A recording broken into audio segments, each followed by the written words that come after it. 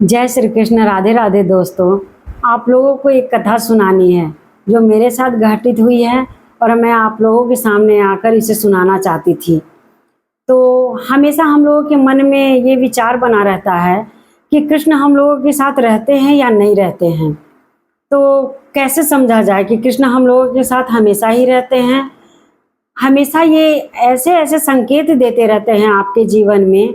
जब ये होते हैं तो आपको खुद ब खुद विश्वास हो जाएगा कि कृष्ण हम लोगों के साथ हमेशा ही रहते हैं। एक बार की बात है कि मैं जैसे रोज गीत गोविंदम सुनती हूँ, वैसे उस दिन भी गीत गोविंदम सुन रही थी। तो उस दिन ज़्यादा सुबह से लेकर रात तक गीत गोविंदम को सुन रही थी और मुझे बहुत अच्छा लगता है गीत गोविंदम, और इसे सुनने में मुझे बहुत आनंद की प्राप्ति होती है।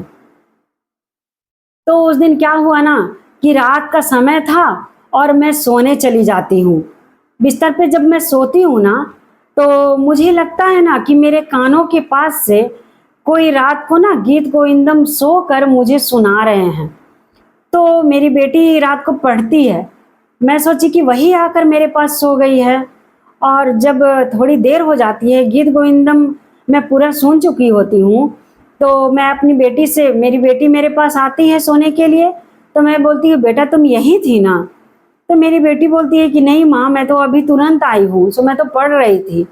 तो मैं बोली कि तो तुम यहाँ नहीं थी क्या, बिस्तर पे गीत गोविंदम गा रही थी ना तुम। तो बोलती है कि नहीं माँ, मैं तो यहाँ थी ही नहीं, मैं पढ़ाई कर रही थी और गीत गोविंदम मैं कैसे गाऊंगी, मुझे तो गीत गोविंदम गाना आता भी नहीं है। और मैं जो सुनती हूँ आपके द्वारा ही सुनती हूँ, आप जो लगा देते हैं गीत गोविंदम भजन कीर्तन, वही मैं सुनती हूँ। और ऐसा तो होता नहीं है कि मुझे पूर्ण रूप से उसे याद है, और मुझे नहीं याद है माँ, मैं नहीं सुन रही थी और मैं यहाँ आई भी नहीं थी और मैं गाई भी नहीं हूँ। तो फिर मुझे लगता है कि इतनी रात को जब मैं सोई हूँ तो गीत गोविंदम गा कौन रहा है। और तब मुझे एहसास होता है कि घर में तो और कोई है नहीं और सब अपने अपने जगह सोए हैं, और मेरी बेटी है तो अभी पढ़ के आई है। तो गीत गोविंदम आखिर गा कौन रहे थे कृष्ण के सिवा। तो ऐसे हैं हमारे कृष्ण। जब भी आपको लगता है ना कि आप अकेले हैं, तो वो आपको कभी अकेले नहीं होने देते हैं। और गीत गोविंदम का इतना बड़ा चमत्कार मेरे जीवन में हुआ है ना कि मैं इसे बयान नहीं कर सकती हूँ अपने शब्दों में।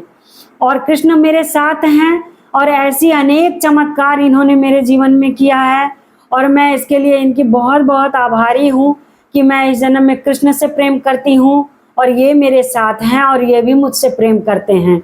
और हमेशा कृष्ण के साथ बने रहिए, कृष्ण के बारे में सोचिए। और गीता में यही कहा गया है कि जब हम कृष्ण के बारे में सोचते हैं ना, तो जब हमारा अंत समय आता है ना, तो हम कृष्ण के बारे में ही सोचते हम भगवत धाम को प्राप्त होते हैं। और अगर हम कुछ की भी चिंता करते हैं ना, तो हमारा अगला जन्म उसी वर्ण में हो जाता है, उसी रूप में हो जाता है। अगर हम एक पशु के बारे में चिंतन करते हैं तो हमारा अगला जन्म पशु का ही होता है। इसलिए आप लोगों से विनती है कि आप लोग कृष्ण के बारे में सोचें, कृष्ण पे विचार करें, और जो लोग कृष्ण से प्रेम करते हैं उनकी हंसी कभी ना उड़ाएं। बहुत लोग होते हैं ना कि कहते हैं कि टीका लगा लिया, यहाँ पे आ गए हैं और कृष्ण भक्ति का नाटक कर रहे हैं। शायद होंगे वैसे लोग, लेकिन नहीं, कृष्ण भक्ति का नाटक कभी भी सच्चे भक्त नहीं कर सकते हैं। वे अच्छे से जानते हैं कि कृष्ण भावनामृत होना कितनी बड़ी बात है, और ये हम लोगों को कोई ऐसा कृष्ण के तरफ से आशीर्वाद मिला हुआ है कि हम लोग कृष्ण से प्रेम करते हैं और कृष्ण हमेशा हम लोगों के साथ रहते हैं। कृष्ण वंदन करना, कृष्ण से प्रेम करना जीवन का यही लक्ष्य है। इसी में उन्नति है, इसी में सदगति है, जीवन और कुछ में भी नहीं है। सारी वस्तु, सारी चीजें, सारे जीवन के जितने भी सुख होते हैं ना, आपको धर्म से हमेशा, अपने कृष्ण प्रेम से हमेशा भटकाते हैं।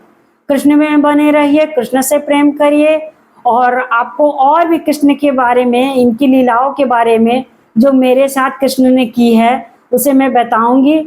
और चलिए फिर मिलते हैं आपसे। जय श्री कृष्ण। राधे राधे।